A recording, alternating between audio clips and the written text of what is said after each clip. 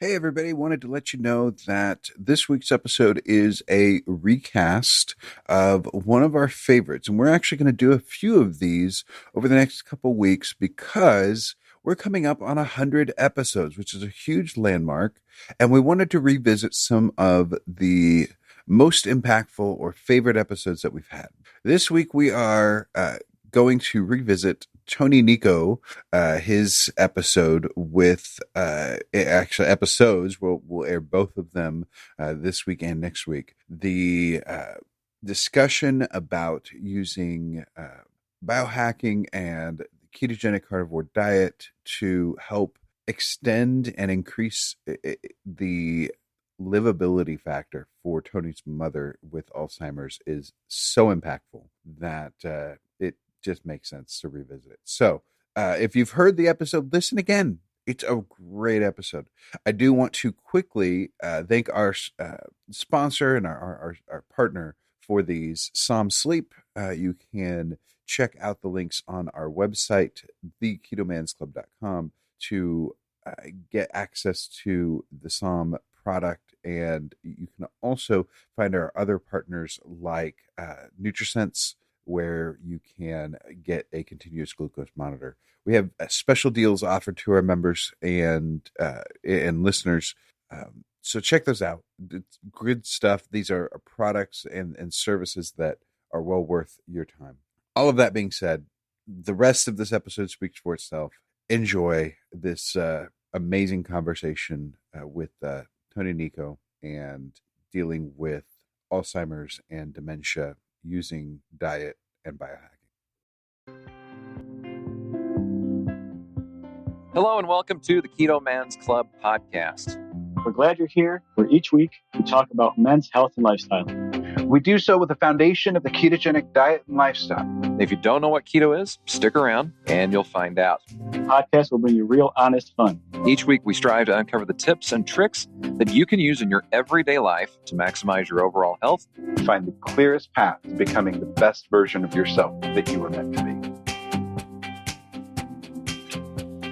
Hello and welcome to this week's episode of the Keto Man's Club podcast. We're excited to have you here, and we've got a guest that you will not want to miss today with us, sharing about his life, about the things that he's working with, his story, but also the story of some of his family members. And it's going to be really eye-opening and really encouraging because he is seeing some excellent results in his family members' lives thanks to the involvement of keto and things like that. We'll get into all of those details, but before we do, let's go ahead and review and introduce my co-host. To my virtual right, I have Alberto. Say hi. How's it going, everybody? And to my virtual left, let's talk to Jim. Jim, how's it going? It is great, sir. Thank you for the intro. What's new? What is new? Number one is we've talked over the last couple of weeks. I'm at a new job and I'm actually working in my office this week, no training. And we do a weekly Thursday morning staff breakfast, and everybody takes turns doing that. So it is, I volunteered for my first shift and just wrapped up doing a big egg, cheese, sausage, bacon breakfast casserole, if you will. So pretty much all keto for that. And it's ready to throw in the oven at about 6:30 tomorrow morning. So life is pretty good, man. Awesome. So, Alberto, how about you?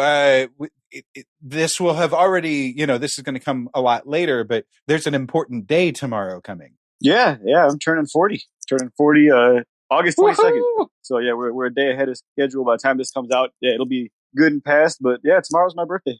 Yep. And you'll be posting some pretty incredible health updates on your 40th birthday, making anyone who says that you only break down with age to shame, because you are definitely not breaking down. Yeah, I'm sure you've noticed there's been a severe lack of pictures of me anywhere. I'm kind of like holding back. And I was just like taking all these progress pictures and stuff, and I'm like, nope, we gotta wait. So yeah, tomorrow I'm gonna put them out there, and I don't know, it's cool. I dig it. I can't hate on myself. Yeah. Well, for Chris, is there anything new with you? Just working my tail off, more clients, more podcasts, more everything, more life. I've been really bad about doing well in my keeping my sleep schedule up and all of that. So that's something that I've actually been trying to do better on, and part of that is just being more disciplined in getting my projects edited before 2 a.m. And so I've been working on that and getting a little better at that little by little. And so hopefully I can continue to practice that bit of discipline and getting that done, and getting up for my new shift at 7 a.m. instead of 10 a.m. Yeah, so it's a bit of a shift there as well. So yeah, but life in general is good, and just keeping busy and all of that. Good. Yeah. Well, if you need any extra energy, our friends over at Liquid sent us a gag flavor of Liquid, which is spicy corn. Spicy. Yeah, you heard that right. Spicy corn, and it's there. Yeah, it's there. Yeah. I've intentionally avoided elote whenever I spent time in Mexico and things like that, because I just honestly couldn't wrap my head around the corn in general, because obviously I've never been really big on corn anyway. But this was but elote, you add the chile and especially the mayonnaise, and I'm going no. So that one's all yours. We did review another one, and myself and Jim got to try it. Lemon lime, I believe is what it was, and it was pretty good. Jim, you thought the same, right? It was definitely one of those. If you have a thing for Sprite, 7-Up, I mean that kind of ideal, it is a perfect option for you. Very crisp, very. I mean, it's one that if you saw it on the shelf, you would grab it. Mm-hmm. So I would encourage you that to check out Amazon or Liquid's website and check out the lemon lime, because it's a great drink for you. Yep. And I believe by the time that we post this, the discount code will still be active. So it's open for a month starting August 20th. So if you're listening after this, unfortunately the discount code is expired. But during that month, the discount code is Keto Man's Club on Amazon, and you can that will get you access to a 10% off, I think. And I actually tested that, and it worked great. And I got my case in the other room, and it was well needed, because I was out for far too long. So, you sure you don't want spicy corn? I'm pretty sure I'm good. Just checking. Yeah, I'm good. They were I figure if I dump enough salt and lime in here, it might bring back memories of childhood. It probably would. So let's go ahead and start out with some shout outs real quickly. I want to dedicate the second half, or however long the rest of this conversation goes. I want to dedicate that to our guests. And so let's get the shout outs going. Corey J, he has been doing some amazing things. He posted his in-body scans that he's doing prior to a competition, about a weight loss competition. And in roughly, I want to say 9 to 10 months, he has dropped 100. It's 331 to 256. So 80, roughly 80 pounds. That's a lot of poundage to drop. And he is just doing some pretty cool stuff with he took his body fat percentage from 37 to 20% in that time. That's pretty significant. He's going into a competition, which is why he was doing all of this. And so he's just challenging all these other people. I'm seeing them on his personal feed, challenging everybody else in the competition. Hey, I got you. I'm going to win this thing, because they've actually got a pretty good prize on that for them. So excited to see what he's going to accomplish in this next little 45-day challenge. But he's been doing great work already, and I wanted to call him out with that. Alberto, how about you? I got a few, actually. First and foremost, member, and we've had him on the podcast, David Blako.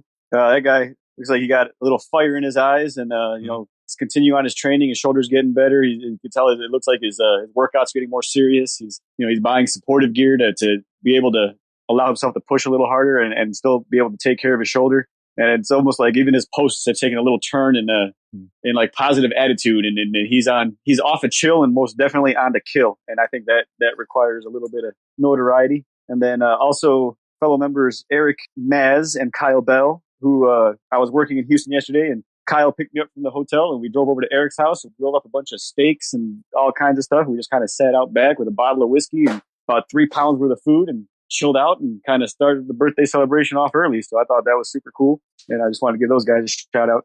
Yeah, it looked like you guys are having some good fun. Jim, who do you got for us this week? I have 2 here. So the first one is Mark Lesney, who is a Texan as well. He is in Austin. And he had kind of the dad bod thing going on originally. And he's been posting pictures up on a pretty regular basis over the last few weeks. But as of about middle of August, he was about 23 weeks in to his keto transformation. We do the Transformation Tuesday photos members do every week. And middle of August, 23 weeks, about 50 pounds different.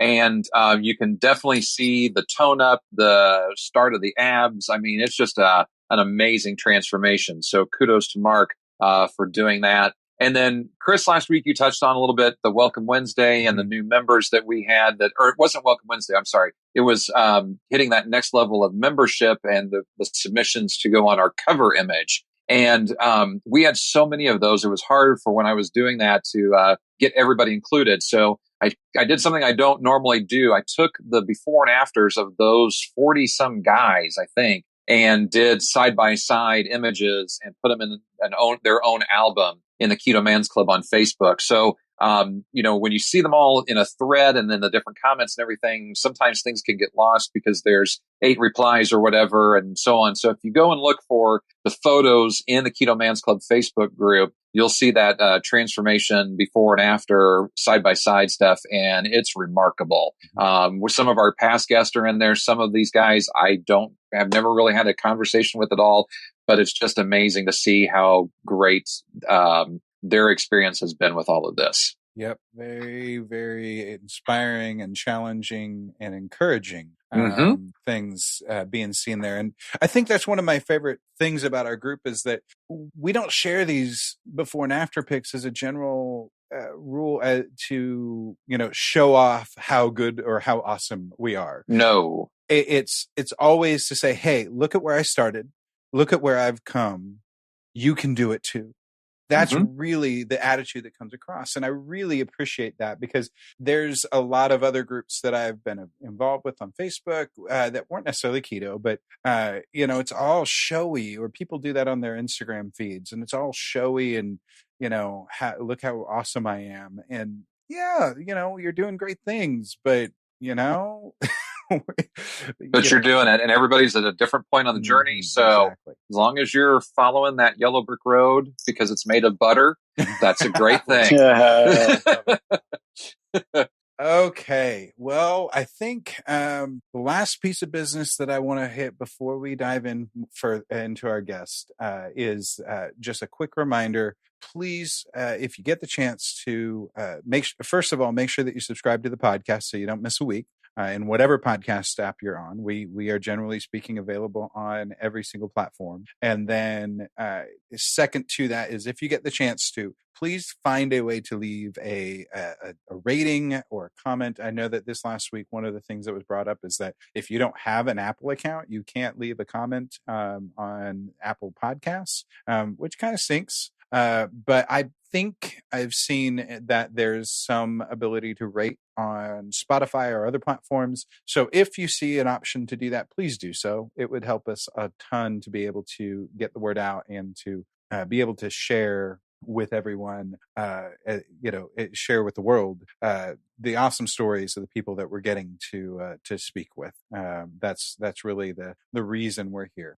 Okay. Alberto, you've had a little bit more time to actually interact with our guests today. So let's go ahead and have you kind of do a little bit of an intro, and then we'll dive right on in.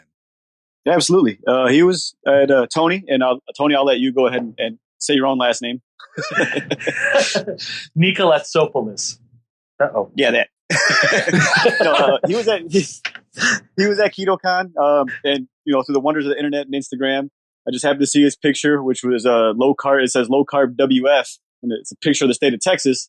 And I like wondered to myself, I'm like, WF, and I kind of thought about it. I'm like, that's got to be Wichita Falls. So I reached out to him through comments. It is Wichita Falls. I actually have an account up in Wichita Falls. So last time I was up there, we're like, hey, let's get together and do something because we don't know each other, and that's what people do these days. So sure enough, another person that picked me up at the hotel went out and got some burgers. Had a hell of a conversation. What I thought was the coolest thing was like we literally never met each other.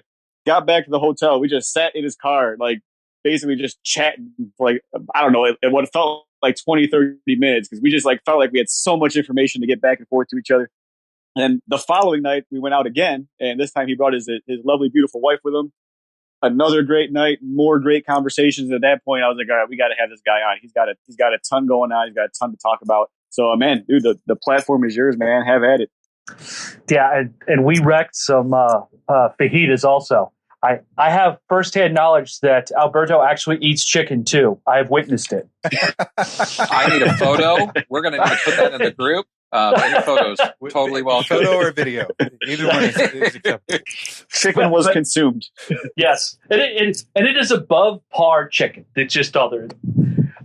It really was. I don't even know where to start because it's just kind of a tsunami of the last 8.5 years. I guess I'll start. Where are you from? I was born in San Antonio, raised in Dallas. So perspective-wise, we're kind of the Yankees of Texas, which is why I don't have a drawl, or at least I don't think I do. Both of my parents were educators. They actually met at Our Lady of the Lakes University in San Antonio. And I was raised as a principal's brat kid. I went to my mom's elementary school for a while. They tried to convince me to go to my dad's middle school, which that was not going to happen. That was so not going to happen. I'm about to be 45 and people still introduce me as, hey, this is Toney. His mom was our elementary school principal, or his dad was our middle school principal. It's like, oh God, guys, come on. I haven't done much else after that. So that's, it's just kind of one of those things. Both of my parents were highly educated. Like dad had 2 PhDs. Mom had 1. I was dragged around to all the universities locally when they were doing their PhDs. My favorite library is still the Library of Texas Women's University up in Denton. That's where my parents got their PhDs from. And I just kind of, when you hear Alzheimer's, you're like, the first thing people say is, hey, you need to be mentally active. Both of my parents, super mentally active, brilliant within their field. Taught at every level of education from elementary to collegiate level, retired as elementary school principals. I guess the best way to describe it is how my mom said once, she got to retire at the best job possible because she still got to be little kids' heroes. It was, they retired into the neighborhood where my mom had been the principal of a local elementary school for 17 years. And it was not uncommon to walk through the grocery store across from our house. And people would stop my mom and they'd have a little kid in their grocery cart. It's like, hey, this is Dr. Polis. She was my elementary school principal when I went to Pershing. And it's just like, wow, that's kind of cool. Both of my parents were obese my whole life. I have no memory of my mom not being close to or above 300 pounds. And she's only 5'3". So if you can imagine what Tweety's mom looked like, the little granny from the Warner Brothers cartoons, that was my mom, complete with the bun and everything. My whole life, like I just don't remember her being skinny. I have a picture of my mom being skinny with me when I was young, but no memory of that at all. My dad was the same way. He was a little short, round, brown dude. Strong as a tank. For being an academic, he was also very physical. Like, hey, if we're going to go do this, let's get off our butts and go do it. So it's like, when you're old enough to push a lawnmower, you're old enough to push a lawnmower. And that was just kind of one of those things. So they were physically active. My dad died the same way my mom is dying right now. Dad had Alzheimer's, dementia in the same kind of umbrella as dementia, of the dementia umbrella. Whether it was Alzheimer's or not, I couldn't tell you. My mom, Dad passed away in 2007. Metabolically broken, obese, medicated out of his mind, fell in the kitchen and he broke his femur, was not healthy enough to make it through rehab, went into a diabetic coma in the middle of the night. And that was the end of Dad. That was 2007. I came home.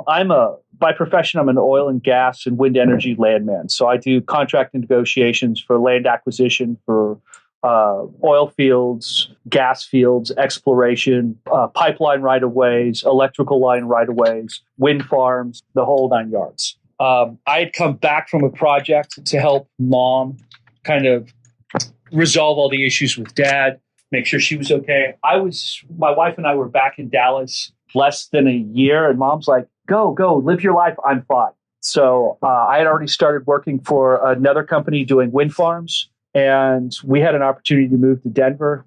We took that opportunity to escape Dallas. Denver is kind of like Austin, minus the mosquitoes and the live music. It's a cool town. We loved it there. And then from there, we worked on another project in South Dakota. And from South Dakota, we worked in Michigan. And then from Michigan, that gets us up to about 2011. And end of 2010, beginning of 2011. And Mom started to show signs of Alzheimer's that she couldn't hide any longer. And my wife came back first, kind of kept an eye on her. I was busy tying up loose ends on my project, and I was reminding my wife that my mom was much older. My parents were older when I was born. My dad was in his 50s when I was born. My mom turned 40 5 months after I was born. So they were older. And to have a child in 74 at the age of 40 was not super common. So I was reminding my wife of that. My wife's like, no, something else is wrong. And when I got back to Dallas, you just couldn't miss it. She had a notepad where she was writing down words that she was forgetting, trying to remember them. We set up a camera in the kitchen to kind of figure out what she was doing at night. And she would go into the kitchen as she was starting to kind of get that diabetic crash in the middle of the night. And she'd go into the kitchen and just raid the refrigerator for anything that wasn't nailed down. My wife was trying to find a teaching position in Dallas, but it was the middle of the school year. So she went back to Starbucks and would bring home like frozen pastries and whatnot that hadn't sold or whatever in the day that they normally toss out. And my mom would try and fire up one of those frozen sandwiches in the middle of the night, kind of in a low glucose state where she's just kind of confused, couldn't figure out how to get it to where she could eat it because it was frozen solid. That was hard to watch. That was really hard to watch. And at the time, she was about 289 pounds. And there's something interesting about being that size also. When you lose all the weight and they can finally do a DEXA scan and all that fun stuff, they realize, they're like, wow, your mother's bone density is phenomenal. How did she do that? It's like, well, she was almost or 300 pounds for 3.5 decades, almost 4 decades. That's lifting a heavy object every day. It strengthens your bones. And that was the only positive out of it. She never drank soft drinks, so that never caused any of the osteoporosis or anything. But she was a metabolic wreck. By that Christmas, we had full power of attorney for her. I'd taken her car keys away. She was starting to play bumper cars. It was just all the stuff you hear about Alzheimer's, the dead giveaways. That's what we were seeing repeatedly over and over. The final nail in the coffin when we started to actually realize we had to step up was that she was 8 months behind on her mortgage. Wow. And she would write the checks. She had this beautiful wood desk. I still have the desk. And it had this drawer on the right-hand side. And she would take all the bills. She would write checks, paperclip them to the envelope that had already been done. And she'd put them at the front of the desk. Thursdays, she'd go to the post office and drop everything off. And it's right next to the grocery store. She'd pick up groceries and come back home. Well, she'd forget about the stuff to go to the mail. So it's that normal little stack of envelopes was pushed all the way back to the end of that drawer. It's a 3-foot deep desk, 3.5-foot deep desk. And I mean, it was crushing digging through that. That was the darkest part of all of this. Well, yeah, that's really the darkest part of it. When we got full power of attorney to take care of her. The first thing we did was went into the doctor, and she and my father had the same doctor for 20 some odd years. So you've got a long history of her doctor prescribing medications, realizing that she's not going to take the medications, or just kind of writing her off like most doctors do, it seems like, that, oh, you're just going to ignore my advice and, not eat less and not exercise more, and you're going to get obese. And when we walked in there and sat down, her doctor laid everything out on the table, got us in to see a neurologist who was my father's neurologist as well. And once we got all of the data back from everybody, all the blood tests, everything, we sat down, looked at it all, and all the doctors agreed. We had 2, maybe 2.5, 3, if we were super lucky, years before my mom would pass away. She was that metabolically broke. They just could not foresee how the disease and her physical health would not deteriorate beyond any sort of saving after that.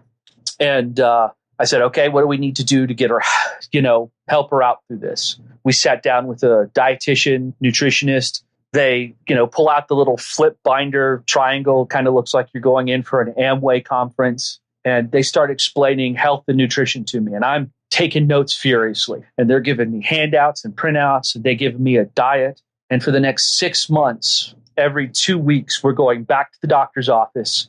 And we're doing all kinds of stuff and checkups and all the scheduled appointments that you wind up having when you are in your 70s in America as an obese person, or somebody who is a type 2 diabetic for about 30, 40 years. And after 6 months of doing that, I sat down again with the dietitian. Dietitian looked at all of mom's health numbers, and mom had gotten fatter and sicker faster. And the dietitian told me either she's getting food from somewhere else or you're lying, just flat out. And I've got this 3-inch ring binder full of everything my mom had eaten or drank for the last 6 months. The very diet that they gave me, pen and pencil to it. My wife is looking over my shoulder saying, hey, don't miss that. Don't miss that. We did this here and this here. And we're a team in this, fighting to get mom healthy. And everything that they're telling me is not working. I threw the binder away as I stormed out of the office, and across the street from where we lived was a Barnes & Noble. And I went into Barnes & Noble. I looked at the giant wall of diet books that they all seem to have. And it's like, when you start reading the titles, they're like real world clickbait, every last one of them. I mean, it's just, and I've got a stack of them here in my bookcase. The Weight Watchers New Complete Cookbook. Another one. Juicing, How to Solve Your Health. I mean, there's just a mountains, all the Cooking Light cookbooks. And it's just, you open them, it just crushes you when you see what they have in, because, it's just cut out the red meat. No, everything's low fat. And whatever you do, just make sure you increase your vegetables and your fruit, and everything will be better. Well, I did that, and mom's A1C was roof. I mean, it was a mess. By then, it's 2012. And I said, I got to do something about this. I was destroyed. I left the Barnes & Nobles without a single book. Went home and plugged into one of my favorite audiobooks, The 4-Hour Workweek by Tim Ferriss. And he makes like maybe a one-line comment about the often controversial ketogenic diet. And I'm like, I've looked at everything else today. Why not? And I started digging into it. And the first book I found was The Art and Science of Low Carbohydrate Living by Finian Volek. And I opened the door to the rabbit hole. And I mean, I went all the way to the bottom with that, with keto. I'm probably 600 hours into audiobooks right now. I mean, you name it. If it's an audio, I've probably read it at least twice. The second book I read, and really, if I ever get to meet Gary Taubes, he is in so much trouble. Good Calories, Bad Calories is 25 and a half hours long on audio. And I finished that book, and 3 days later, I mean, less than a week, he introduced Why We Get Fat comes out on audio. I was so angry. I was so mad. But halfway through Good Calories, Bad Calories, I was sitting in our little library space that we had at the house in Dallas. And I've got the physical book in my lap. I've got my headphones kind of hanging around my neck. And my wife, Mel, steps in and she's like, "What are you doing?" And I said, I can't do this. This goes against everything I've been taught. Like these two books, no. Like I know my science teachers. I grew up around these people. I know them. Like I have a personal relationship. This is against everything they ever taught me. And Mel, being the unstoppable force that she is, she looks at me and I'm going to be a little vulgar here. I'll try and clean it up a little bit. But she says, "You need to get your wired. And your mom is out there and she's effing dying. You need to get this fixed now." And basically tells me to get my butt in gear and figure it out. So I pour myself back in good calories, bad calories. I finish it. And then after that, it's just a dominant. The big fat surprise, eat the yolk, like everything that you can imagine. I've got the paleo solution here. I've got keto clarity, cholesterol clarity. I've even got Dave Asbury's The Bulletproof Diet, Abel James's Wild Diet. Like anything that put fat in front, I started reading. I've got Wilson's Ketogenic Bible. I've got Maria Emmerich is like crack. I've got, I think, all of her cookbooks. And then from there, it's Amy Berger's book, The Alzheimer's Antidote. Got Mary Newport's book, What If There Was Your Alzheimer's? What If There Were Dale Bredesen's The End of Alzheimer's. I've got all of these books that I just started going to, and I even read the ones by it's a husband and wife doctor team, and I can't remember their name largely because I read the book and I'm like, nope, that's not going to work because I've already done that. That didn't work. It's just more of the same.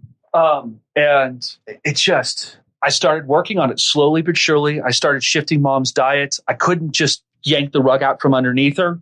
Not because I didn't want to, I wasn't trying to sell myself on anything magical that the kind of used car salesman, justification that we tend to find ourselves in trying to negotiate for that extra Snickers bar or whatever our vice is, if it's cheeseburgers or whatever. It wasn't because of that. It was that mom was just a metabolic wreck. And I just didn't want to jerk the rug out from her. By 2014, so 2 years later, we had taken mom into the doctor. We had already divorced all of her doctors, gotten a new set of doctors. They tried to sabotage us the same way with, oh no, she needs to drink Gatorade and she needs to drink Ensure twice a day. And they're just garbage in a can. I mean, that's just no way to put it. When you look at the ingredients on the back of an Ensure bottle, it's just pure garbage. I mean, it's just carbohydrated, just sugar. I think the first three ingredients are sugar in one of its many forms. By 2014, and I just happen to have the paperwork here, mom's A1C was sitting at 5.1. Where is it? A1C was 5.1 and her fasting glucose was 94. And that was drinking a almond milk smoothie every morning, which that's gone by the wayside and everything gets better after that.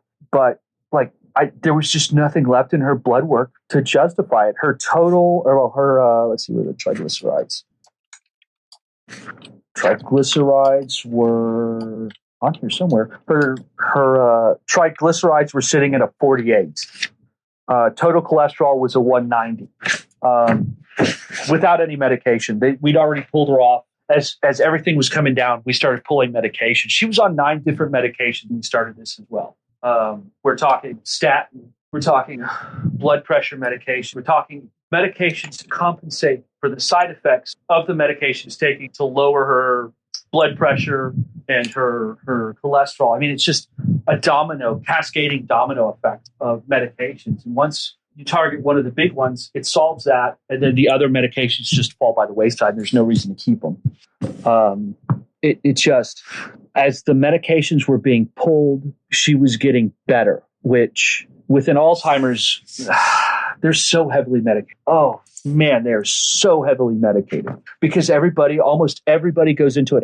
85%-ish, if not more, that go into Alzheimer's are going into Alzheimer's as type 2 diabetics, prolonged type 2 diabetics. And I mean, the crazy things you see them on that compensates for these things Crestor, Namenda, Zoloft, Ativan, donepezil, and Aricept are pretty much the same thing. Risperidone, I think I said that one right. I mean, that's just a sample of some of the stuff that they have them on. And man, once you can start pulling them off of these things and the justification, they seem to get better. And their moments of lucidity or stable cognitive abilities and mood are prolonged, and their cognitive drops are smaller. Mom's been in a state of nutritional ketosis for probably 8 years now, if not longer. Once we figured the diet out, once we got rid of the stuff that just wasn't necessary, once we got her metabolic health, the best part about all of that is she shaved off 150 pounds. Wow. Wow, my gosh. Yeah. And here's the funny part about that. They were worried that she was not going to be eating enough, and I was making her 4 meals a day. Wow. She was eating 4 meals a day at the time. And she was just, because we were working within the parameters kind of set up for somebody who was metabolically unhealthy, like Finian Volek and Dr. Fettke. Those guys were working with, and kind of their guidance. It's like, yeah, let's do this. And it worked. It worked great. And we're talking somebody who is not active. Now, the downside with this is you really have to pay attention to it, because Mom continued to lose weight, because we figured out how to lose the weight. We had figured out at what point we need to hit maintenance. And, we're talking 2012, 2013, 2014. I'm busy taking care of Mom. I am not a big fan of advice from the internet. I like using it like, hey, go read this book. This is my idea of what this book meant and did, but I'm not taking medical advice from the internet. And it just still hadn't blown up like it has now at that time. So you're wandering in a forest with no pathways cut in it. So we're trying to figure it out. There was no Dr. Ken Berry at the time on the internet. The closest thing we had was basically Jimmy Moore. And I think the very early inkling that Keto Evangelist was coming was about this time period. I think 2015 sounds right. But I was so busy taking care of Mom and maintaining with Mom and trying to figure it out. I didn't have time to break away from that. And we just kept doing it, tweaking and tuning, adding things in, pulling things out. 2017-ish. Yeah, 2017. Yeah. About 2017, maybe end of 2016. I start watching Danny Vega's stuff. And I guess it was about 17. He starts talking about carnivore. And I'm like, okay, I want to see what this looks like. And I start playing with carnivore myself. 2016, I catch a side profile of myself in our favorite restaurant in Dallas as I'm walking out through the bar. And I'm like 312 pounds because I'm stress eating and I drink like a fish when I get a chance. And I'm like, I'm not going out like my parents. And that we were starting to take care of ourselves. My wife had put on more weight than she'd ever wanted to. And we started to take care of ourselves. Over 16 and 17, I shave off 75 pounds. She shaves off 35 pounds while still managing the stress of Mom, who's already lost all this weight. And I start playing with carnivore, and I'm loving it. I fall in love with it. Like Alberto knows and has recognized, the longer you do keto, you start to kind of lean, some of us, I should say, start to kind of lean over like, I don't really need this. I feel better without this. Or I feel better without this. Next thing you know, you're sitting there and you've got this ridiculously huge steak on your plate, and that's it. And it's been great. And then we started to slide Mom into carnivore. And when I started to do that, I was starting to hear about Paleomedicina out of Hungary, and kind of dabbling in some of the talks that they had that were posted on YouTube and various people discussing their technique. And it's super high in fat, moderate protein. And I'm like, all right, let's try this with Mom. And April of 2018. So let me back up. I'm sorry. So 2016, 2017, I guess 2017, My wife and I made an agreement when we started to take care of Mom that when she no longer recognized us and no longer recognized her house, we would sell it and we would move. And at that point, for Mother's Day of 2016, Mom no longer knows who I am. That was my Mother's Day gift, was that Mom no longer knew who I was. And I say that was my Mother's Day gift because that was actually when we realized she didn't know. But also it took the burden off me of being her son. And now all I have to focus on is being her caregiver. And that stress dynamic helped so much. That alone, I think, probably relieved most of the stress I was feeling, as well as guilt and anxiety, which there's a whole bunch of that as a caregiver. So early 2018, we sell our home in Dallas, and we pack up and move 100 miles west to Wichita Falls in April of 2018. And one of the first things they tell you when you move an Alzheimer's patient is they're going to tank. You're going to have all kinds of issues. It's not going to be easy. It's going to be terrible. And it may or may not get better. Most of the time, it doesn't. Mom's already full carnivore at this time, loving it. Her numbers are I would hesitate to say better than they were than 2014 because there's some things the doctors freak out, as we know from carnivore. But the important stuff, her triglycerides, her A1C, all of that stuff is solid, and they're happy. And it's as good as it was in 2014. So we move out to Wichita Falls. She's carnivore, and she starts to blossom. Which shouldn't happen. Yeah, which shouldn't happen at all. Like she starts pulling words back into her vocabulary that have been gone for the last couple of years. One example is we're at the dining room table. One of the cats walks by and gets sick. She's got a hairball. She gets sick. My mom looks down and says, "Oh no, she's sick." At this point, we're 7.5 years. Yes, that was last year. So we're 7.5 years into Alzheimer's, or 7.5 years into a diagnosis of Alzheimer's. And she's making current and contextually appropriate comments in complete sentences from somebody who hasn't been able to do that in over 2-3 years at that point. And it was just like, wow. And this, now, mind you, this isn't just diet. We engage in a whole series of other things that help with this as well.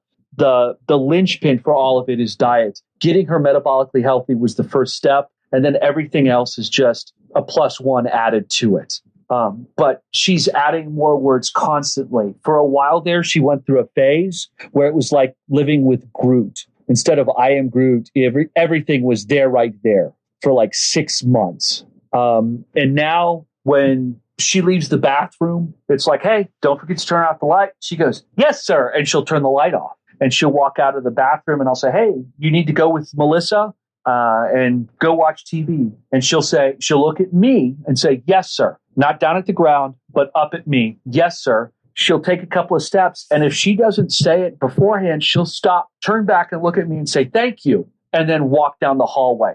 That hasn't ever happened before this. After she started to get into the 2015-ish kind of full-on Alzheimer's, not recognizing people. But that's not supposed to happen in that order. She's supposed to degenerate, and she's not. I'm not saying we're curing Alzheimer's, but we're having better access to memory and social skills and things of that nature. We don't have outbursts. We don't have traditional sundowning like a lot of people do. I wouldn't necessarily say that what she suffers from is sundowning. I would say that because of the way the Alzheimer's mind perceives darkness or anything dark, it's a depth perception issue. So anything if she's in a car and it's dark outside, anything outside of the car is just this big black void, and it induces anxiety. And like if there's a shadow on the ground or if there's a blue stripe in a handicap zone, she will try and step over that as if it's 3-dimensional because she can't discern the depth of that anymore. We manage that with light control in the house. LED lights are phenomenal. Our hallway light is a bright white light, so it flattens out our hardwood floors so they look very flat to her. Her bedroom has an overhead white light. Also, it has lamps that are soft white. So when we're staging her down in the evenings, like we were discussing before we went live with this, she'll eat dinner between 7 and 8. And then from 8 to 9, she'll have music therapy in her room with the blinds closed, the soft white lights on, the overhead light is off, the bright white, and she'll start to mentally wind down. And the brain will start to slow down like we all should be before bed.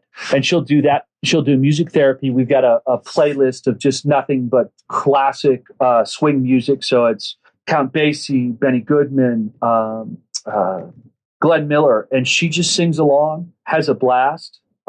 She wears UVB blocking glasses all throughout the day in the house to manage cortisol levels. That's theoretically, my guess is that's probably why we don't have the outbursts, why we don't have the issues, is that she doesn't have ramped up. One of the side effects you see with heightened levels of cortisol is anxiety. She just doesn't have that.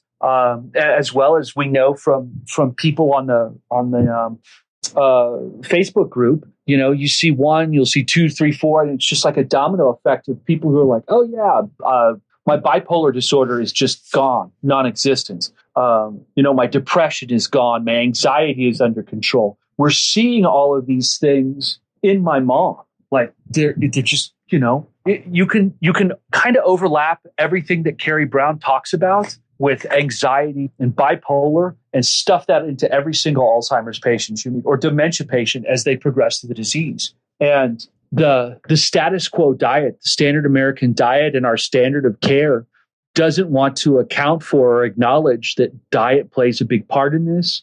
Cortisol levels play a big part in this, particularly with respect to controlling and managing those levels.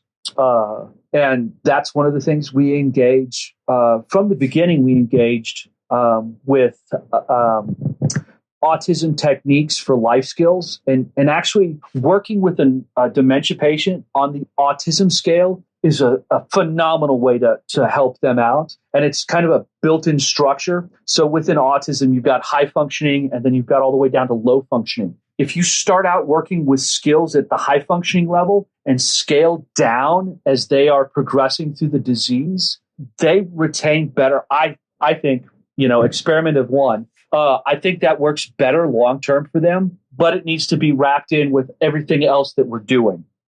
So it's the cortisol levels, it's the music therapy, it's the diet and nutrition. A while back, we realized that mom this is the other great part about carnivore. My mom is physically strong. For being a teeny tiny little 126 pound, 5'3" woman with Alzheimer's, she is unbelievably strong because she gets plenty of protein, real bioavailable protein in her diet every single day.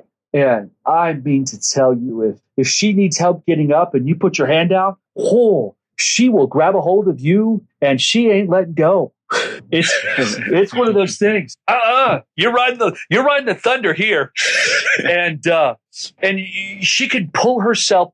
She can pull herself up off of the bed if she needs to. Getting her in and out of a car, she can lift herself up and position herself inside of the car. We've got a little teeny tiny Kia Soul that's kind of her buggy that we drive her around in. And she has no problem getting in and out of that thing whatsoever.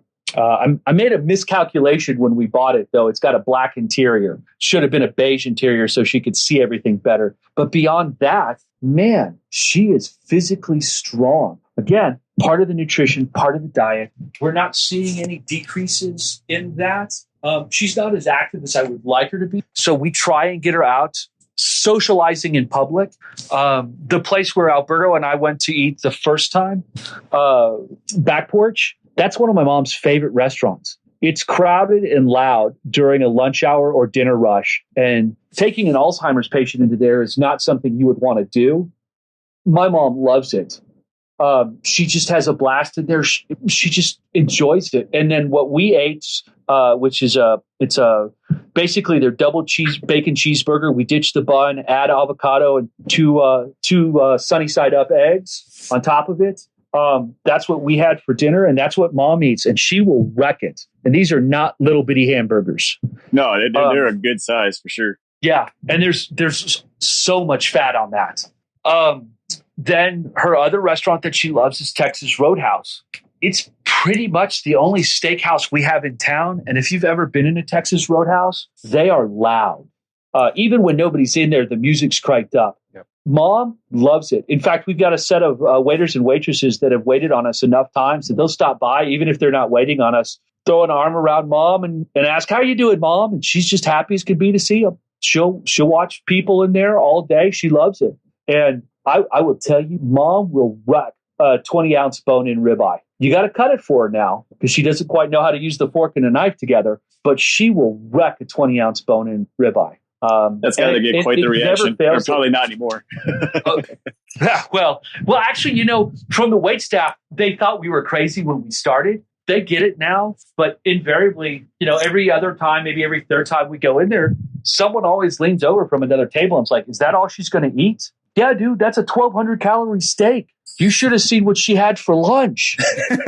I mean, you just ate the same thing with a loaded baked potato, a whole basket of honey butter rolls, and mac and cheese and 4 sweet teas. You ate all of today's calories and tomorrow's calories, and I won't even get into any of the other stuff you ate. And that's kind of one of those things when people sit back and I watched an entire table sit back and stare at everything on their table, and you could feel them just kind of like, "Oh my God, we did that." And it was actually Texas Roadhouse why we started Low Carb WF. We watched a couple where the husband could barely get out of a booth, and then he had to help his wife out of the booth. And I have memories of watching my parents like that, and I'm like, I love this little town. This is such a great little place. I don't want anybody to go like my parents. I don't want anybody to suffer like my parents. My dad's last several years were just miserable. I mean, it was tough. And I always kind of stayed close to my family, my parents, because I knew from a really young age that my parents were so much older than everybody else's. I mean, my dad was basically everybody's granddad when I was born. He was a World War II vet. All of my friends' dads were like Vietnam vets. And, that had always kind of hung around in kind of the back of my mind. Like Dr. Barry, he's about to be 50, if not already. That my dad was in his 50s when I was born. And that's at some point, as a little kid, you're laying in bed and you're counting how old you'll be at a certain age. My point of contact was the year 2000. That was always fascinating. And I'm counting how old I'd be and how old my dad would be. I mean, my dad, he's 52 when I was born. So he was 70 when I graduated high school. As a senior in high school, my dad was 70. And the crazy part is he was physically active still. Like he wasn't running and jumping and playing, but my dad could get in there with the rest of us in football and lift heavy objects. Like that wasn't uncommon for my dad to do. His forearms were the size of my calves when I was in high school. I made the mistake of back-talking my dad once when I was 15. Once. It was kind of one of those things. It's like, if I'm going to do that, I need to do that in another county because that's not safe to be in the same county Dad's in and talk back to him. And, to see my dad shrivel because of type 2 diabetes, like decades of that. When it was time to take care of my mom, I was like, we're not going to do that again. Like I sat down and had the long talk with my wife, like, hey, this is where we're at. And this is going to be horrible and miserable. My wife came into my life as my dad had already been diagnosed with dementia and was already starting to diminish away. And she never got to know my dad before that. But she got to know my mom before that. And my mom had told her many times, joking, maybe only half joking, if you guys ever get divorced, he goes and you stay. So my mom always wanted a daughter. And I think my wife is who she fell in love with. And my wife has been so wonderful taking care of my mom and dedicated to her. We were fortunate, way personal, just going to overshare like all Greeks do.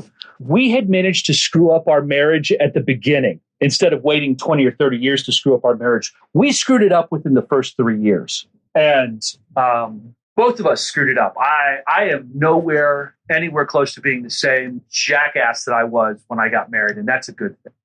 And we put ourselves back together. And it was a long, drawn-out fight for both of us because we both screwed up pretty substantially, and we weren't going to... We are fiercely loyal to each other now, more so than ever. And we weren't going to throw that away. Even then, we were still pretty loyal to one another, but we found our way back together. I'm Greek Orthodox, but I had put my faith on a shelf for most of my adult life at that point. I got out and I made bad choices about the people I associated with as people told me not to associate with them. And on the surface, they look like great people, but my folks knew, and other people in my life who I should have listened to more knew better. And I was like, no, they're great people. And no, I made bad choices, and I went down the wrong path. My wife was the same way, and we fought to put it back together in 2012. She decided, we got married in 2006, 2012. She decided she wanted to convert to Orthodoxy.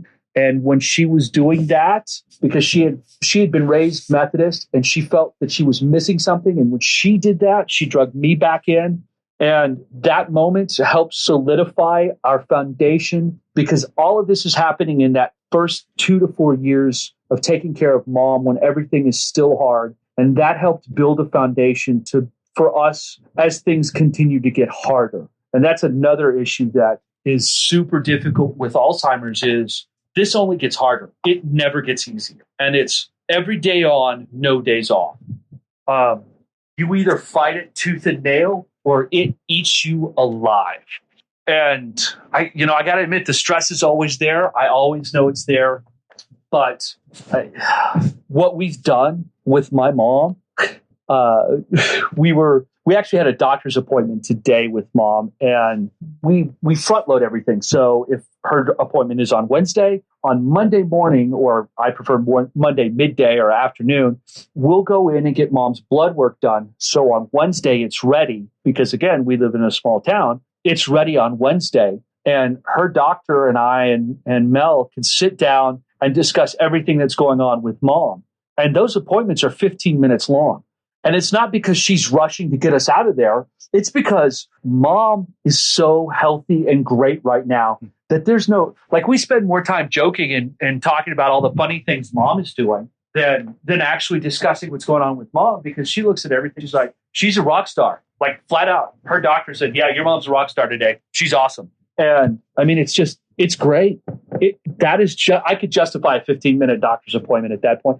We only see the doctor twice a year, her primary care physician, because we don't need to see her more than that, because she's healthy. Now, granted, as a woman in America, if you're obese for 3-4 decades almost, one of their favorite things to do is say, hey, you've got a thyroid issue. Let's nuke your thyroid. So mom has no thyroid.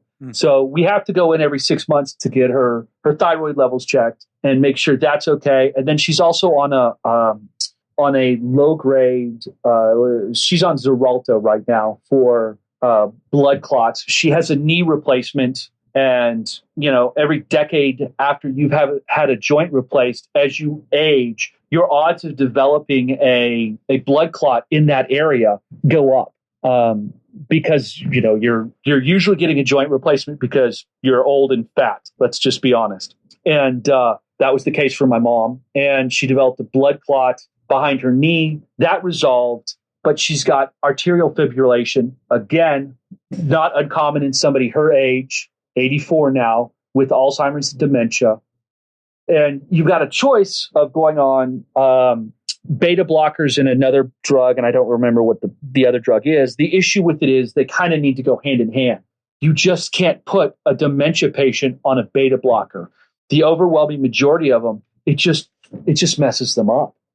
Emotionally, cognitively, it just doesn't work. And there's a growing body of research out there pointing to this just not being a good combination. And she was on a beta blocker for about a month with the other medication. We're like, no, we can't do this. And her cardiologist is great out here, and we all looked at it. And his physician's assistant was the first one who agreed with me on that, going, yeah, I've got the research. I've seen it. We can't do this anymore. So we pulled her off that, but we can manage the AFib with the blood thinner that she had already previously been on.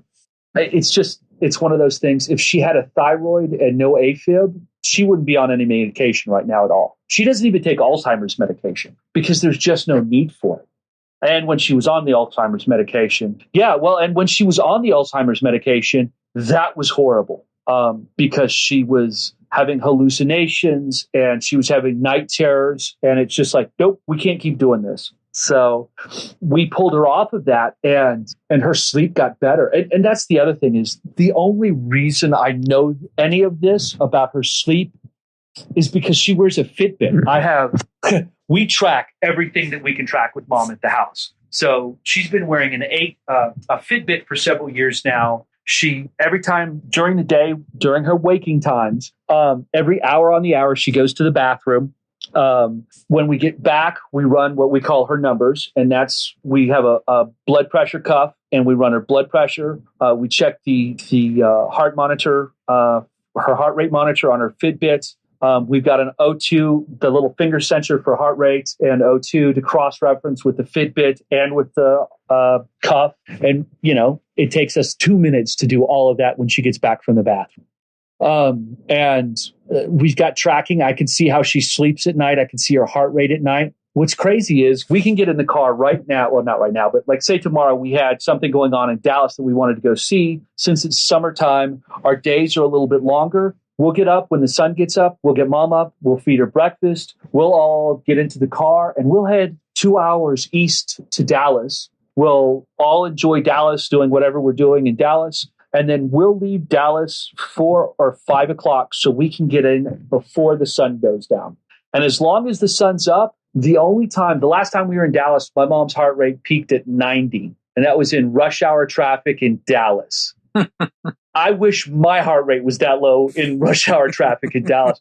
And the whole time we're in traffic in Dallas, mom's looking at the 18-wheelers like, ooh, that's a big one. And, she looks at the color of the cars and she's like, that's an ugly one. And I'm like, that's the same car you're in right now. Come on, lady.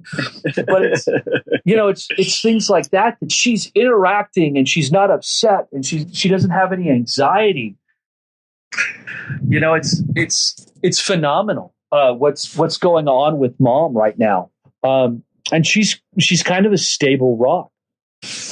There are some funny things. There's a lot of funny things. We try and go grocery shopping twice a week with mom, again, just to get her out and active. Sam's is great, but we got to steer clear of the samples because they're all carbs. Mm-hmm.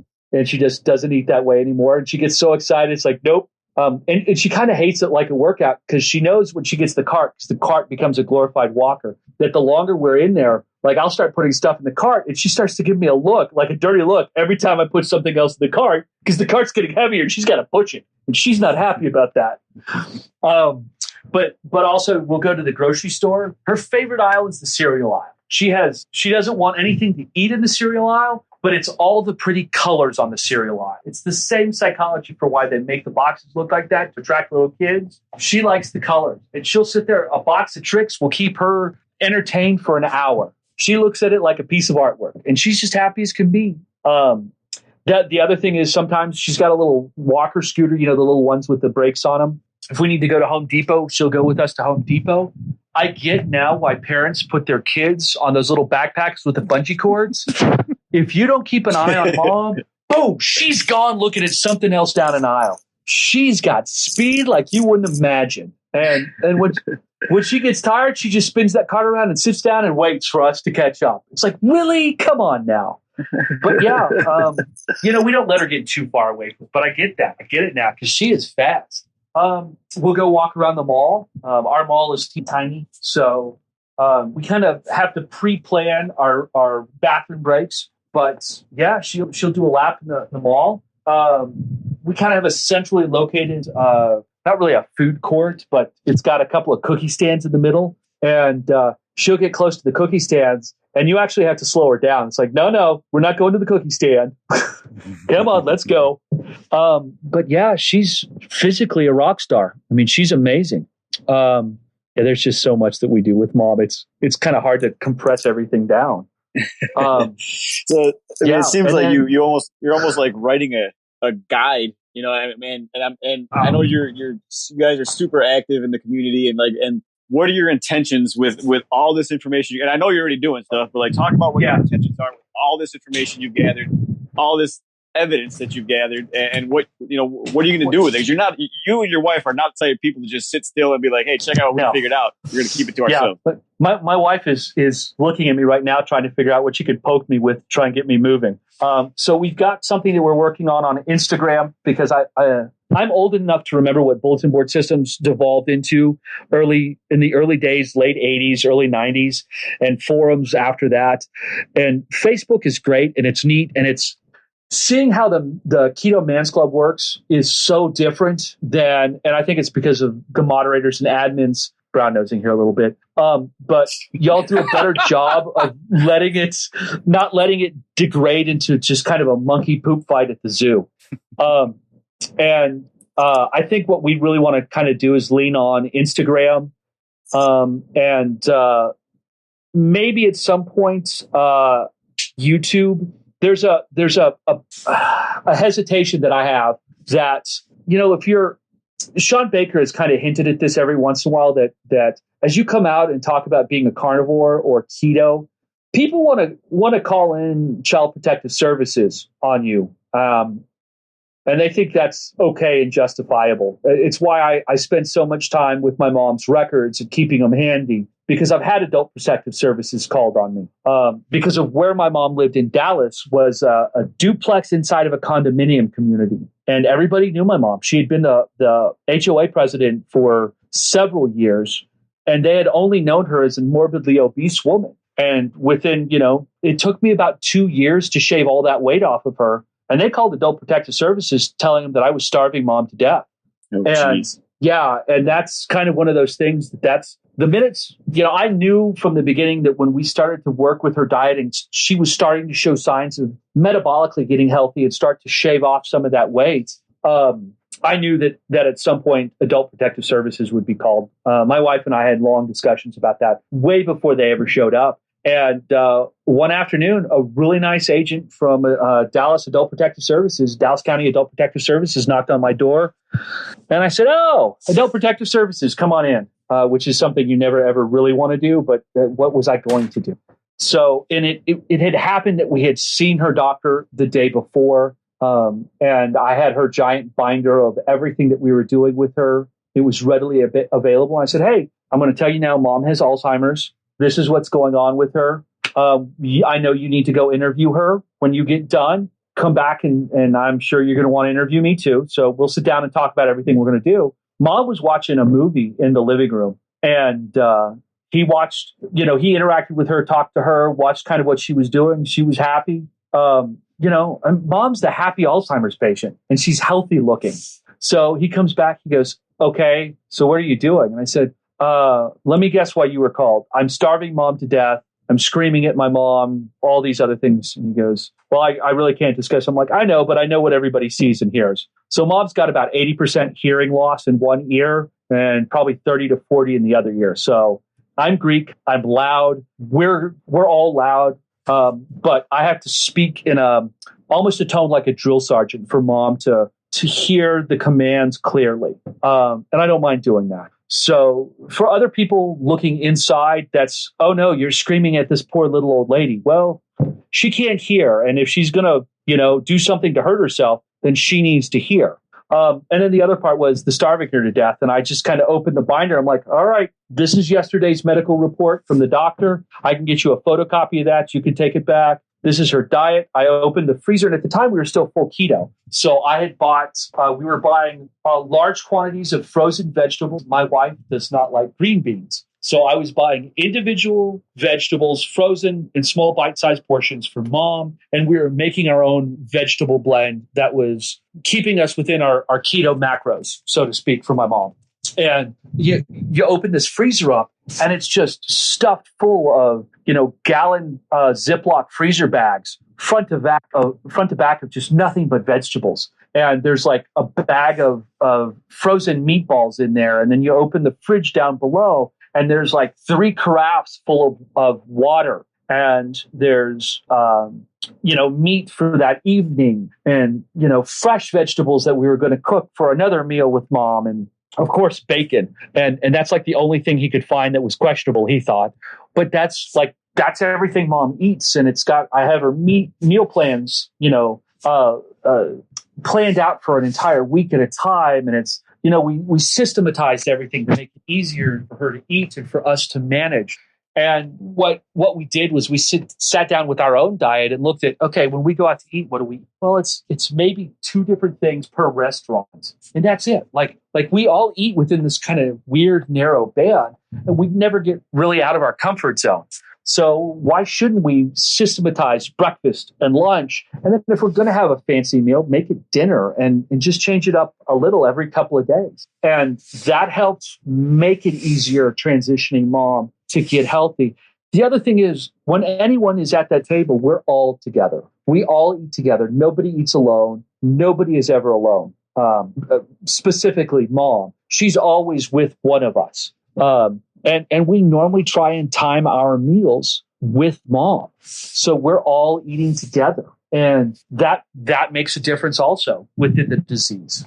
But back to Alberto's question, what we're looking at doing is I've got an Instagram account. I've got some questions I'm really discussing with a legal counsel as to what I should and shouldn't do just for mom's safety. Because if someone calls Adult Protective Services and they don't agree with what we're doing, or they think we're kind of crazy because, hey, here's this grandma who's pretty much a carnivore.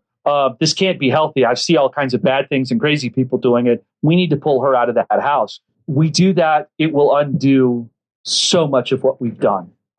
We used to have her in a daycare. She was in a daycare for only a couple of months. And just those 2-3 days a week would just wreck her metabolically, because it's everybody's birthday is at least once or twice a week. There's cupcakes, there's candy, there's ice cream, there's sugar-free syrup on everything, and waffles every morning for breakfast. And I can't risk that. Like a little kiddo, you put them in Adult Protective or Child Protective Services for a couple of weeks. Hey, everything works out. Hopefully, they can bounce back. Mom, I'm not risking. And that's our greatest fear. Is all I care about is protecting mom and chaperoning her to the end. We are mom chaperoned through this disease to the end. And once we have to say something, we want to say something about this. One of my biggest pet peeves about the disease, and you hear this from the gatekeepers of knowledge, so to speak, the doctors, the medical professionals, the medical industry, that kind of likes to say, your Google research is not better than my medical degree. Well, my research is pretty thorough. JAMA has 5 different podcasts. NCBI has thousands of records, hundreds of thousands of medical peer-reviewed research online that I can search in an instant. British Medical Journal is online. I mean, everybody's online. I can look at it and read it. And if I get to a big word, I don't know what it is, guess what? I can Google that word and get a definition and learn all about it. Shoot, I could probably wind up on Khan Academy and watch a video and learn all about that. So what they normally like to say is, well, if you've seen one Alzheimer's patient, you've seen exactly one Alzheimer's patient. Well, okay.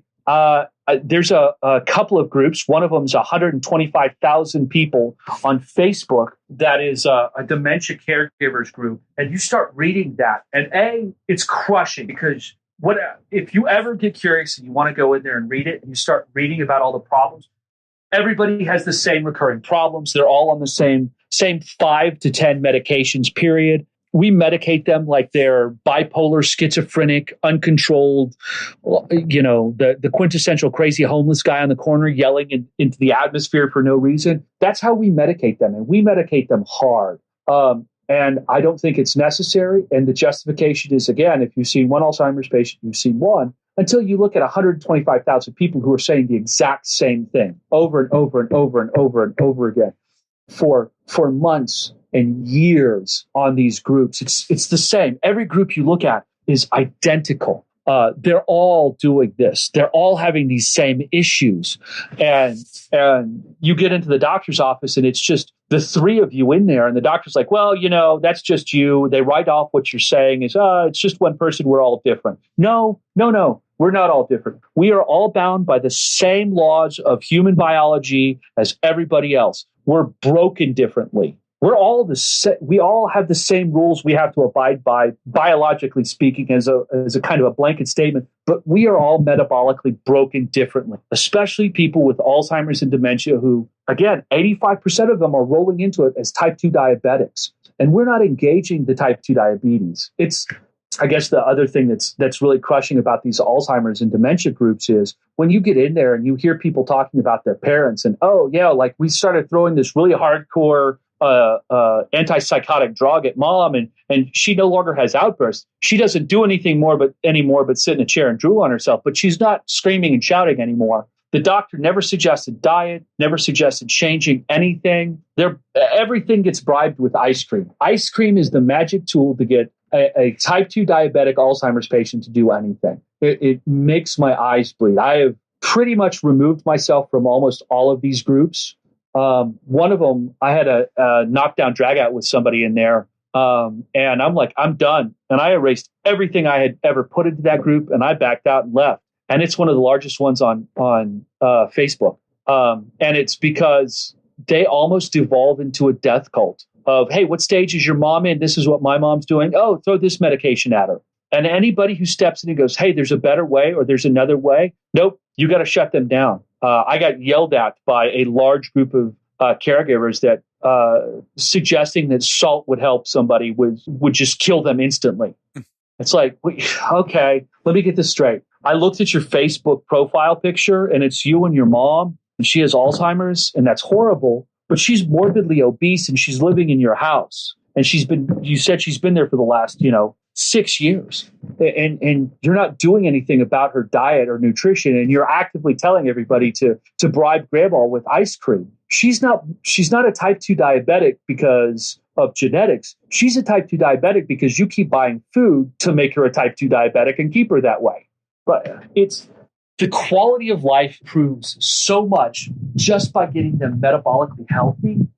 My mom's a happy camper. I saw what she was like going into the disease, and in the disease, she was not happy, miserable, and scared.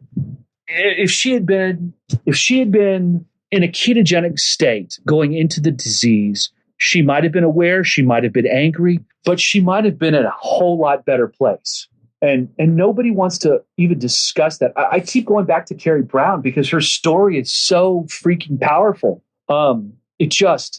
Seeing that the overwhelming majority of people are just not willing to try just crushes me. And I don't want anyone to die like my parents. And that's the other half of my story, so to speak. 2016, my wife went in for a regular ladies' well-woman appointment with her doctor. They found an ovarian cyst, a teratoma cyst on her right ovary, the diameter of a softball and oblong in shape, going down her right fallopian tube. She went in for day surgery, came out, everything was great. That was on a Monday. On Friday, she was back in the hospital. She developed a post-surgical pulmonary embolism. On Friday, Sunday, she bled out for almost 10 hours, maybe 12 hours. We're not quite sure on the whole time because of everything that was going on. It wasn't like I was taking notes. And walked away with that with a traumatic brain injury. The statistical averages and odds of her developing early onset dementia are now through the roof. She has short-term memory issues. There are sections of her life and vocabulary that just don't exist in her memory anymore. They may or may not ever return. More than likely, they won't. Everything that mom got, that we learned with mom, we're now overlapping and applying with my wife. We are super, super lucky. She's on the high functioning side of this. She is still Mel. She's goofy. She's fun. She's bright and happy. Again, she's ketogenic as well. She leans heavily carnivore as well. But when we're done with mom, the fight continues with her to keep her in that state. And we experiment with everything with my wife as well. We use, things that I can't and won't do with my mom for ethical reasons. We do with my wife, which sounds horrible, but let me explain. When you look at the benefits of autophagy and fasting, particularly when you look at neuroplasticity and cognitive increase and healing, as well as what fasting can do for the brain, as far as removing tau and plaque just on its own, is amazing. My wife will go 3 days without eating, and she's a ray of sunshine. And for all the guys listening, that includes when she's on her cycle as well. She is a ray of sunshine, and that's not just because she's in here with me. But her mood is better. Everything is better. She's lighter and brighter. If we slide off the wagon for whatever reason, she's a wreck, and we could see it almost instantly. And unlike mom, she can articulate that. She could tell me how she feels, how her mood has changed. We use a dry sauna therapy with her. We just got an infrared dry sauna place here in Wichita Falls that we're going to start looking into for her to go to as well a couple of days a week and see how that helps as well. I keep on seeing Dr. Saladino talk about Juve lights and thinking that can't do anything but help Mel and my mom. I would love to, hey, maybe we could do a 3-day fast with mom, but I just won't do that for ethical reasons. I'm not going to say, nope, we're going to fast for 3 days, mom. No food for you, just water. She would surely get confused by that, I would think. You know what? It's kind of crazy. She probably wouldn't even notice. I kind of have some theories with sleep as well. There's a couple of interesting papers that other articles, I think Psychology Today had written about, and I think Dr. Georgia Eads talks about, is that sleep, good solid sleep can help remove some of the taus and tangles in our lives just on a regular basis. It gets back to the importance of sleep. And I know when my wife is well rested, she does better. I know I do better. And I can't help but wonder what, 3 days of fasting and 3 days of sleep would do for my mom. When you discover somebody has an AFib event, it's a freak out session and you wind up in the hospital for 5 days, which is what happened to mom. And in that time frame in the hospital, she slept a lot. She was still eating, but she slept a lot. And we didn't vary her diet. We did not eat any of the hospital food because that's just pure garbage. But we would bring in her meals every day, and we didn't leave the hospital. One of us was always with her, and that was usually me. And my wife would go home, make mom's meal, and then bring it back to the hospital. And it was one of those situations where when she got home, she actually seemed better. And all she did was for 3 days straight, eat, sleep, and, when they would let her get up and go to the bathroom. And that was it. And it's just, my mom, a lot of the things you hear with Alzheimer's also is that they don't remember eating. My mom will eat an entire meal. And if it's again, like the 20-ounce bone-in ribeye, if it's a fatty steak, sometimes she'll be super full and she'll push her plate away and she'll just look at it and go, okay. And that's our sign that she's hit her full spot. And she doesn't talk about eating. She doesn't talk about being hungry. As we know, the satiety hormones and how we feel satiety-wise while eating ketogenic and eating and in a ketogenic state, that's not something messing with us. And I think there's something to that at a kind of a sub-psychological level in her brain, subconscious level, where she's like, yeah, I'm full. I'm not hungry. Hey, I'm watching my favorite movie. Yeah, this is fun. And she never talks about food. If you say we're going to go eat, it's like, great, awesome, cool. I get to hang out with you guys some more. And she's happy. But she just like, we'll eat dinner, get her up from the table, take her to the bathroom, take her back to her TV spot, or sit down at her activity table and work on an activity. And there's no discussion about food at all. Like, she just doesn't talk. Now she'll sometimes, like in the dead of summer when it's super, super dry here in Wichita Falls, she'll kind of look and kind of lick her lips like, okay, we need to get mom some water. But that's about it. It's just, there's so much. There's just so much. And I think we're engaging the wrong way. And there's so many more things that this plays into that I'm concerned about long term, not just with my family. I look at part of the reason we know what happened with my wife was I was talking to a friend of mine who was military, and she made a comment that after Mel had her MRI and MRA and CT scans and everything, and they couldn't find anything, we'd done a neuropsych evaluation, and the neuropsych evaluation came back with she has anxiety issues, she has PTSD-like symptoms, she more than likely has a traumatic brain injury. All of the signs in the neuropsych evaluation confirm that there's a traumatic brain injury.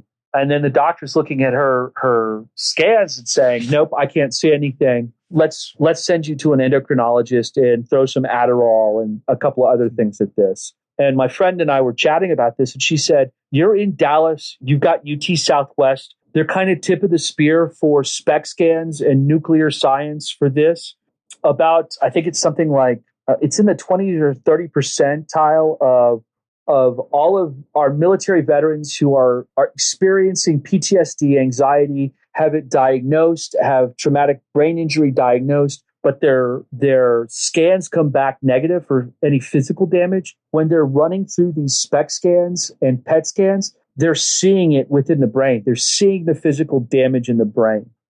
Mel's physical damage is in her hippocampus and her frontal lobe.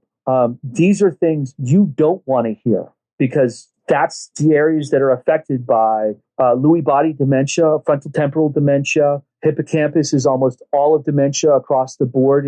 She is in a constant state of fight or flight, and that hippocampus is just cranked constantly. And when you look at our veterans who have suffered traumatic brain injury, or even our athletes who have suffered traumatic brain injury, I joke with a friend of mine that I played high school football with. How many concussions did we go home with after football? Because we were both linemen. It's one of those things that there's a tsunami about to hit as our veteran community starts to age. These younger guys who lived full contact lives, much like my dad did. We're going to see that crop up in them. We already are with our Vietnam veterans, and obviously our Korean War veterans as well. And the numbers just kind of get larger and larger. You hear about 22 veterans a day committing suicide. What they don't talk about usually is that's a lot of Vietnam veterans. That's not just the young guys. That's the older guys. And it's a lot of guys with the same symptoms and cognitive issues that a traumatic brain injury that's leading into Alzheimer's, or even worse, Parkinson's, where you have this kind of hallucinations that are accompanied with it, as well as Lewy body dementia, which is what Robin Williams had. You start seeing those hallucinations and that change in mood. And again, I'm going to go back to Carrie Brown's story. The way that our nutrition affects our mindset. How many of those guys could we have saved if they weren't eating the standard, just ETS out of the military, I'm still eating garbage, but I exercise 3 times a week and I'm still healthy and fit? That you can't out exercise that. You can't out exercise type 2 diabetes. I tried for years. Yeah. And some of the guys that Gormy's podcast is phenomenal. Some of the guys he has on there, because they talk about that constantly. It's like, yeah, I exercise constantly, but I couldn't beat my diet, and it all comes back to that. And that's just kind of one of those things that's something else that kind of sits in my mind constantly. Law enforcement, firefighters, those guys, that's a full contact sport, no matter how you cut it. There's guys who get dressed in Dallas-Fort Worth Metroplex. Those guys get dressed every night to go fight. And it's a horrible thing to say, but that's the reality of law enforcement. And those guys, what happens after 20, 30 years of law enforcement? How many concussions do you walk away from in that 20 to 30 year time frame? And that's something else that concerns me. Like, I don't want anyone to go out like my parents. I just don't. Watching my dad shrivel and waste and just be confused, it's horrible, man.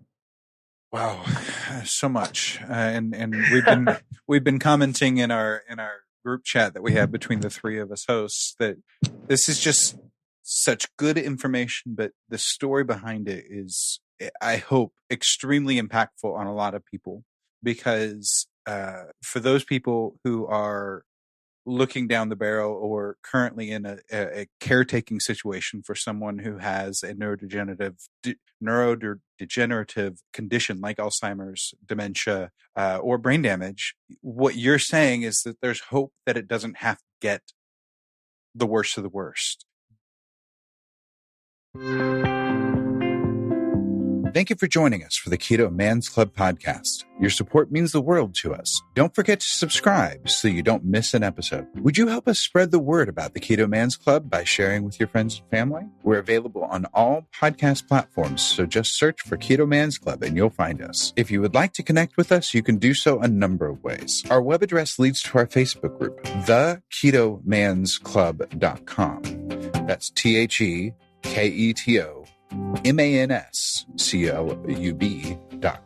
You can also follow us on Instagram at Keto Man's Club Podcast. Lastly, if you have any comments or questions, feel free to reach out via email to KetoMansClubPodcast@gmail.com.